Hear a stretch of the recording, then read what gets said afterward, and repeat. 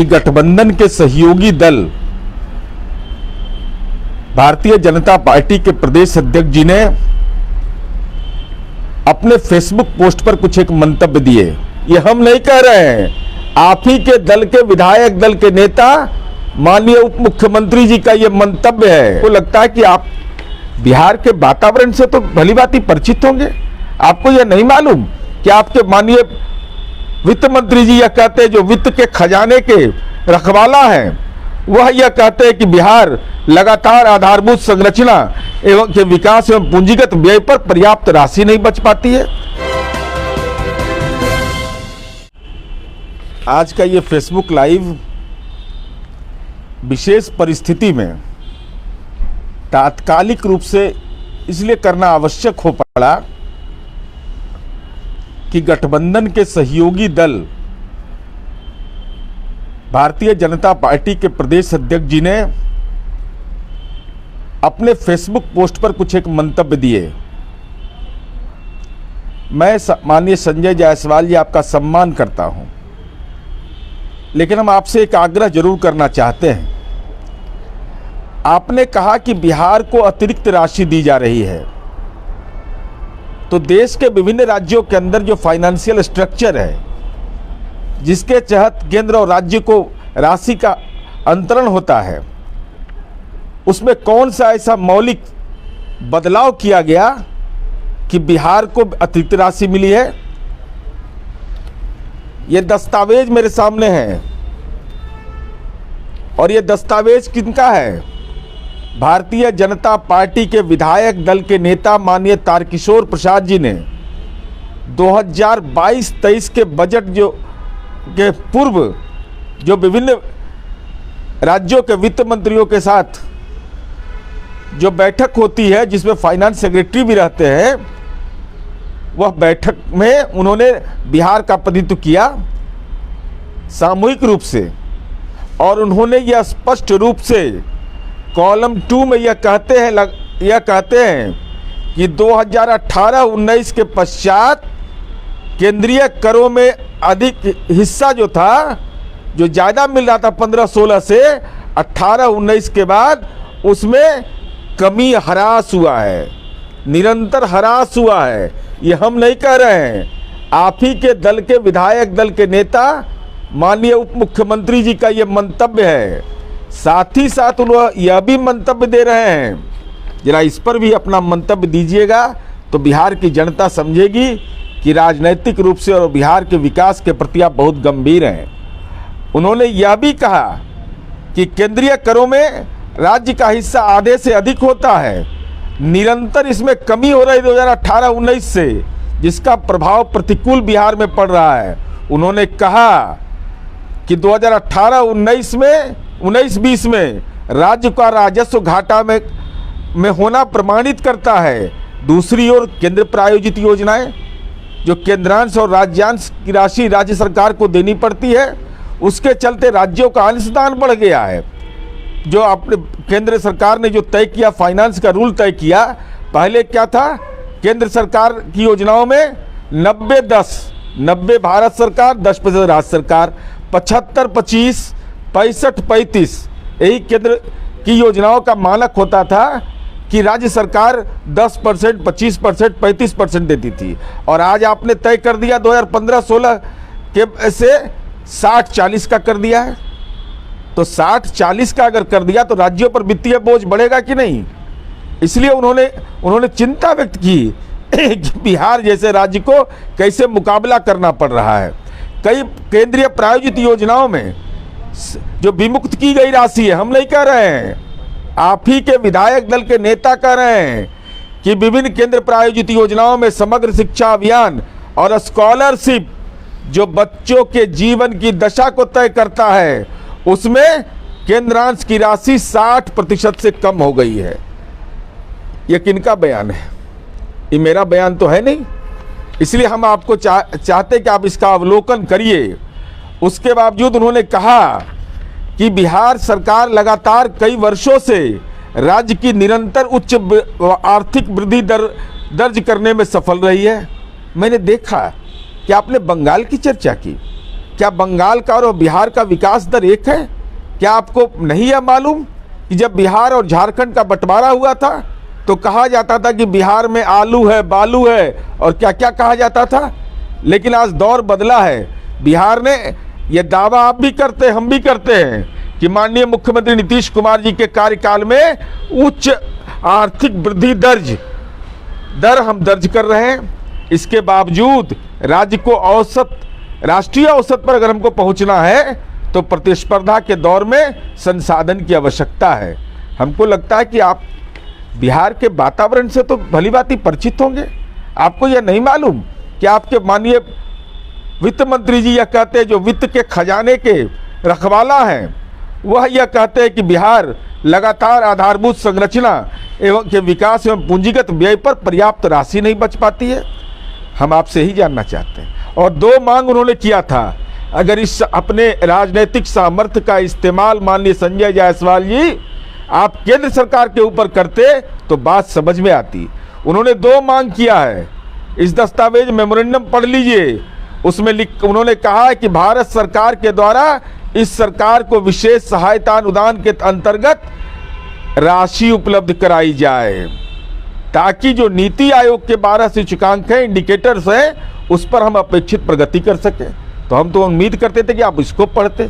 दूसरा, उन्होंने डिमांड किया है कि अतिरिक्त संसाधन के लिए हमको 2022-23 के तहत FRBM एक्ट, जो ऋण लेने की सीमा, अधिकतम ऋण की सीमा होती है, उसको 5% शर्त रहित किया जाए। यह हम चाहते थे कि आप इस पर अपना नज़रिया व्यक्त करते कि हमारे दल के विधायक दल के नेता ने जो केंद्र सरकार से अपेक्षा की थी, उस अपेक्षा का क्या हुआ। और ऐसे हम आपको बताना चाहते हैं, चूँकि भ्रमजाल मत फैलाइए बिहार में।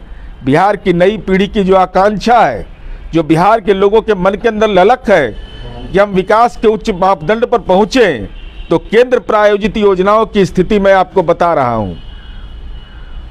समग्र शिक्षा अंतर्गत 2018-19 से यह लागू किया गया। शिक्षकों के वेतन मद की स्वीकृति में भारी कटौती की जा रही है।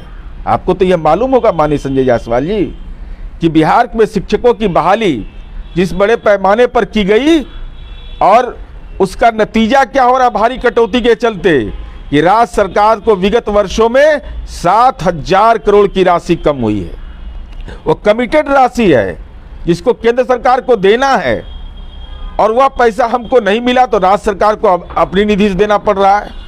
साथ ही साथ उन्होंने यह मंतव्य दिया है कि भारत सरकार द्वारा शिक्षकों का वेतन 15 से 25,000 रुपये की दर से प्रति माह निर्धारित की गई है, जबकि माननीय मुख्यमंत्री नीतीश कुमार जी ने अपने कार्यकाल में औसतन 30,000 रुपये प्रति माह के दर से भुगतान किया जाता है।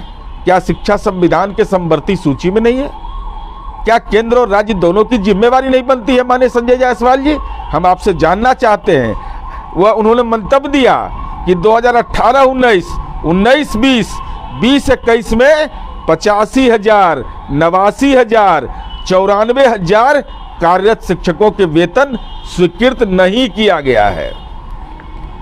2018-19, 19-20 और 20-21 से ये तो केंद्र सरकार की योजना है समग्र शिक्षा अभियान, तो क्यों नहीं स्वीकृति मिली बिहार की?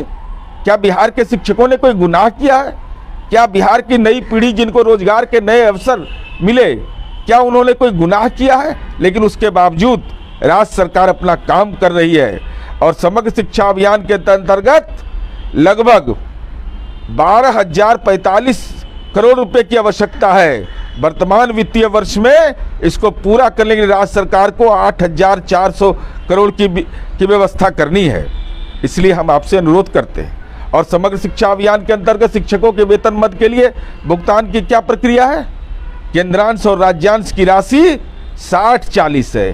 हम हाथ जोड़ के माननीय उप मुख्यमंत्री जी ने कहा कि जरा कृपा करके केंद्रांश की राशि में मुक्त कर दीजिए। आप कह रहे हैं अतिरिक्त पैसा मिल रहा है और आपके दल के नेता माननीय तारकिशोर जी कह रहे हैं कि केंद्रांश की राशि भी मुक्त कर दीजिए, हमारे ऊपर वित्तीय बोझ पड़ रहा है। साथ ही साथ आप तो लोकसभा के माननीय सांसद हैं, जनता से सीधा संवाद करते होंगे।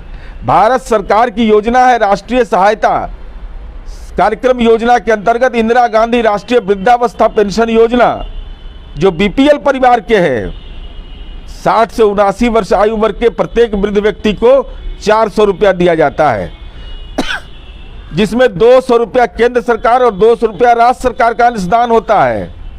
80 वर्ष से अधिक उम्र के लोगों को 500 रुपया हम देते हैं, जो 100% केंद्र सरकार द्वारा दिया जाता है। माननीय मुख्यमंत्री नीतीश कुमार जी ने यह तय किया कि समाज का किसी समुदाय का व्यक्ति हो, अगर वो उनकी आयु इतनी हो गई है तो सब लोगों को यह सुविधा दी जाएगी। तो आज बिहार में 45,89,536 लाभुकों को स्वीकृति दी गई है। तो हम आपको यह बताना चाहते हैं कि जो हमने किया, बिहार राज्य के लिए दी जाने वाली राशि का कैप 29,96,472 पेंशनधारी निर्धारित किया गया है, जिसके कारण राज्य को लगभग 15,93,64 अतिरिक्त पेंशनधारियों के लिए भारत सरकार द्वारा राशि विमुक्त नहीं की जाती है। यह यूनिवर्सल कवरेज की अवधारणा के विपरीत है। माने सबका सम्मान, सबका विकास की जो अवधारणा है उसके विपरीत है। यह हम नहीं कह रहे, आपके दल के विधायक, दल के नेता कह रहे हैं। साथ ही साथ बहुत सारे मापदंड हैं। अब हम आपको बताना चाहते हैं कि जो अल्पसंख्यक समुदाय के लोग हैं, कमजोर एवं पिछड़े पृष्ठभूमि के लोग हैं, इन लोगों के लिए जो योजना स्वीकृत है उसमें जो परेशानियां, उसकी चर्चा किया। साथ ही साथ उन्होंने यह कहा कि पिछड़ा वर्ग एवं अति पिछड़ा वर्ग के छात्र छात्राओं के शैक्षणिक एवं सामाजिक उत्थान हेतु अन्य पिछड़ा वर्ग प्रवेशोत्तर छात्रवृत्ति योजना संचालित है। यह 100% केंद्रीय योजना है और उन्होंने कहा कि इसमें छात्र छात्राओं की संख्या अधिक है और भारत सरकार से काफी कम राशि प्राप्त हो रही है।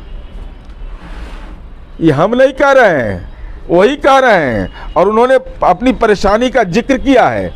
उन्होंने कहा कि जो अनुसूचित जाति जनजाति के लोग हैं, जो अत्याचार निवारण अधिनियम 1989 है, उसके तहत 50-50 का है जो अनुपात उसमें तय है, वह राशि भुगतान किया था, मुआवजा के रूप में भुगतान किया जाता है। इसमें भी कठिनाई होती है, वह समय पर ससमय केंद्र सरकार नहीं देती है। जो अनुसूचित जनजाति अत्याचार निवारण अधिनियम 1989 और नागरिक संरक्षण अधिनियम 1955 के तहत क्रियान्वित योजनाएं हैं। आपने कैसे कह दिया कि केंद्र सरकार अतिरिक्त राशि दे रही है? मैं तो आपके ही दल के नेता के द्वारा जो मुद्दे उठाए गए, मैं उनकी प्रशंसा करता हूं, आभार व्यक्त करता हूं माननीय उप मुख्यमंत्री तारकिशोर प्रसाद जी के प्रति कि उन्होंने मुद्दों को गंभीरता से उठा करके राज्य हित में इसकी चिंता की। और साथ ही साथ विभिन्न मद हैं। विश्वविद्यालय अनुदान आयोग जो 7वां वेतन के सिफारिश लागू कर दिया, उन्होंने कहा कि 50% 383.50 करोड़ रुपया अभी शीघ्र विमुक्त किया जाए। ये अनुरोध करें शिक्षकों को वेतन देने के लिए पैसा, तो ये तो हमारा हक है। हम तो अपने वित्तीय हक को मांग रहे हैं और आप कह रहे हैं कि अतिरिक्त पैसा दिया गया है। और साथ ही साथ उन्होंने निवेदन किया केंद्र सरकार से कि राज्य सरकार द्वारा वार्षिक बजट बनाते समय ही केंद्र प्रायोजित योजनाएं केंद्रीय प्रक्षेत्र स्कीम के लिए बजट उपबंध किया जाता है। भारत सरकार द्वारा विभिन्न केंद्रीय प्रायोजित योजनाओं स्कीम के लिए राज्यवार बजट का उपबंध नहीं किया गया है। फलस्वरूप राज्य इस बात से अनभिज्ञ रहते हैं कि केंद्रांश के विरुद्ध मैचिंग राज्यांश की राशि क्या होगी, राशि कब विमुक्त होगी। केंद्र प्रायोजित योजना है, बजट का उपबंध हो गया, लेकिन राज्य को यह नहीं मालूम रहता है कि हमको कितना राशि देना है मैचिंग ग्रांट, यह नहीं मालूम रहता है कि राशि हमको कब मिलेगी। तो उन्होंने निवेदन किया आदरणीय वित्त मंत्री जी से कि वित्त मंत्रालय केंद्र प्रायोजित योजनाओं के लिए राज्यवार बजट प्रावधान निर्धारित करे। इस व्यवस्था को लागू होने से राज्य सरकार को प्रत्येक मंत्रालय विभाग से बजट उपबंधित राशि की जानकारी वित्तीय वर्ष के प्रथम तिमाही में ही ज्ञात हो सकेगी। मैंने शुरू में ही हमको जानकारी हो जाएगा राज्य को कि हमको इतना पैसा देना है, तो राज्य सरकार उस दिशा में व्यवस्था करेगी। और साथ ही साथ उन्होंने बहुत सारे मुद्दों की चर्चा की। आप यह भी कहते हैं बार बार कि भाई राज्य सरकार ने जो पैसा हमको मिला है, आपको स्मरण नहीं है संजय जायसवाल जी? तो अगर आपके कोई शुभचिंतक होंगे तो हम अनुरोध करेंगे कि पत्रांक दिनांक लिख लीजिए, सारी चीज़ें स्पष्ट हो जाएंगी।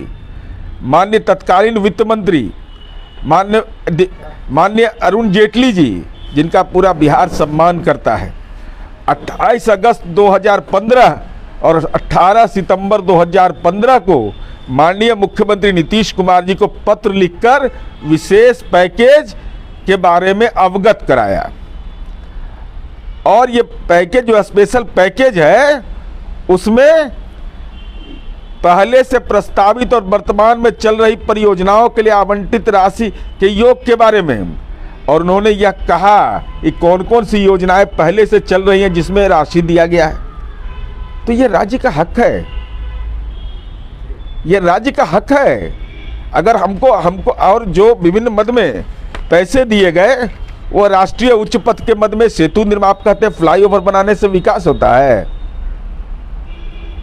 फ्लाईओवर बनाने से, पथ निर्माण मंत्री तो आपके दल के हैं, क्या उनके योग्यता पर आप संदेह कर रहे हैं कि उनको अपने विभाग का कार्य रूप बनाने की क्षमता का अभाव है?